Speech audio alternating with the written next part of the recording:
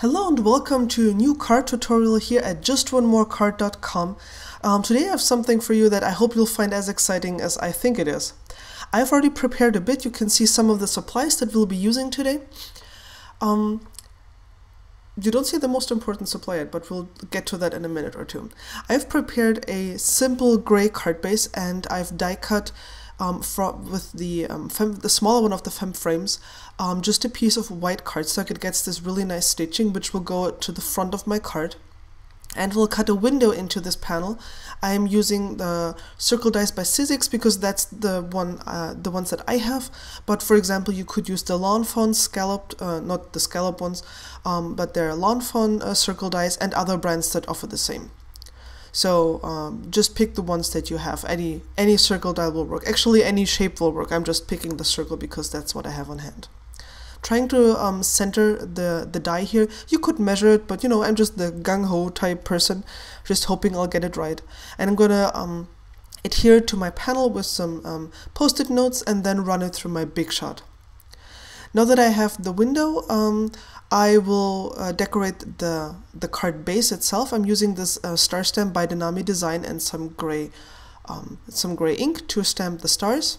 And then I'm using a pencil just to give me an idea where my opening is supposed to go on the card base. And you will see why in a moment. I have this double-sided adhesive sheet. It doesn't matter which brand you use. I have 3 or 4 different brands and they basically all behave the same, at least for this purpose. So I have a piece that is just a little bit bigger than the circle that I just drew, and the outline helped me to figure out where I needed to put this. And you can see I'm putting this down really well, burnishing it a lot, so when I peeled off the backing paper it would be sticky all over. Now I'm pouring some Bluebell Elizabeth Craft glitter onto the card, just moving it around a bit so the entire basically sticky is covered. And then I'm using my finger and I hope you can see the difference. Of course it sparkles before already, but now you're burnishing it, and that means you're setting the glitter. It will not come off later and you'll make it shine even more. So it's really, you really have to do this. This is not an optional step, and you will see how much nicer the glitter looks. And I'm using an anti-static piece of cloth just to grab all the glitter before I move on with my project. I'm using the Mama Elephant Cosmic Stars stamp set. They have just released dies for this. I don't have the dies, I just have the stamp set. And I'm using this little guy who reminds me of a crab. I'm stamping this with archival black ink on Tim Holtz watercolor paper. Any watercolor paper I think will do here. This is the one I have on hand, and it's the one that is bright white. That's why I like it. Now you might wonder, how will I color this? Watercolor, Copics, blender pen? No. I'm using cheap fiber tip pens by Stabilo. Your children might actually be using this for school or just for coloring. You can usually get them for less than €1 in a store, so I guess it's going to be maybe like $1 or something per pen. And you can buy them individually, but once I discovered what I could do with them, I've actually purchased like the 50 pen set. Some of them come double. I have to ask why that is. But you get a rainbow of colors. I've actually created a little color chart for me just so I would know how they look on paper. And you wouldn't believe it, but you can blend with these pens. I'm not kidding you.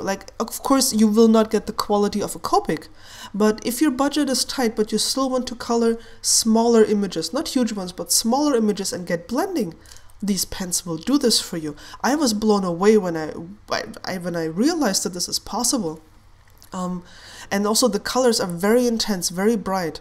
So, and I apologize that this is fuzzy. I hadn't realized that the camera wasn't focused. So the next video will be in focus, I promise.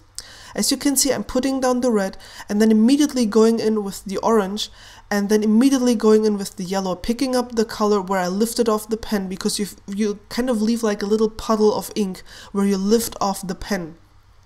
And then you can grab this with the next color and move it around. And it's actually a much smoother blending than you can see here. I had to fiddle a bit with the brightness settings. You can see me here feathering it out, because every time you lift the pen, you leave a little pool of color, and that you can pick up with the next pen and create the blending effect. I've noticed that this doesn't work on all paper. I've tried this on Canson watercolor paper, works perfectly. Canson mixed media works perfectly as well. Tim Holtz watercolor paper works perfectly. What doesn't work is Nina does not work. Simon Says Stamp does not really work. So you cannot assume that just because it works with Copics, it will work with this as well. So for some reason, watercolor paper seems to work really well. Even I have cheap watercolor paper, even there it works. So you might give that a try. And you can see that I'm just repeating the procedure here, putting down the darkest color first, and then going to the lighter color. You do not put down a base coat of color here. That will oversaturate the paper and it will pill. And you can see here I'm done, and I actually like the texture that you get. And I've created this blending with cheap fiber tip markers. There's no Copic involved here. I'm just fascinated. Now moving on to the Milo's ABCs. I like this stamp set because the letters are very narrow and you get like each letter at least like 3 times, which made it possible for me to prepare my sentiment ahead of time. It always takes me a little bit of time to make sure this is straight. And to explain why I'm using the sentiment, one of my favorite TV shows is Signed, Sealed, and Delivered. It's a Hallmark Channel series. It's just a feel-good TV show. You know, I sometimes just watch it just to feel good. And there's a scene where one of the postal workers, it's about postal workers, is being bullied by somebody else. And her colleague and friend is trying to cheer her up and give her some more confidence, and he tells her about this specific crab that lives like in Australia or New Zealand, and it's very soft on the inside, just like her, like the character, but it has a really tough outer shell. So whatever you do to it, you cannot squash it. It's unsquashable. And when I saw the little guy from the stamp set, this scene from the TV show just came to mind.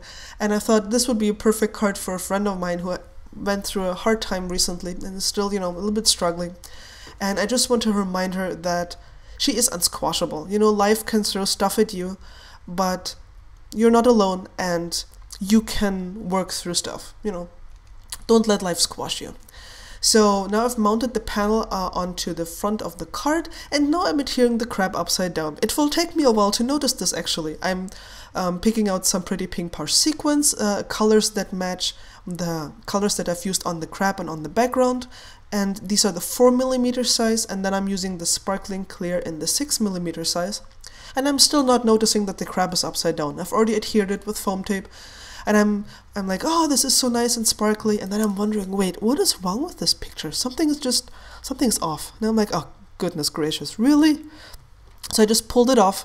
Thank goodness it's watercolor paper, so it's sturdy enough to do that. And I just put some new foam tape behind it and put it down the right way, not upside down. And that's already the card for today. It's actually very easy to make. I had a lot of fun with the coloring because it's super easy and you get these really vibrant colors. And I think the sequins are just, rounding it off nicely. I hope you've enjoyed this card. I hope you'll give the coloring with the cheaper pens a try. And I've got some more videos for you to check out if you like. And you can also subscribe to my channel. I'd love to have you join. Thank you so much. Bye!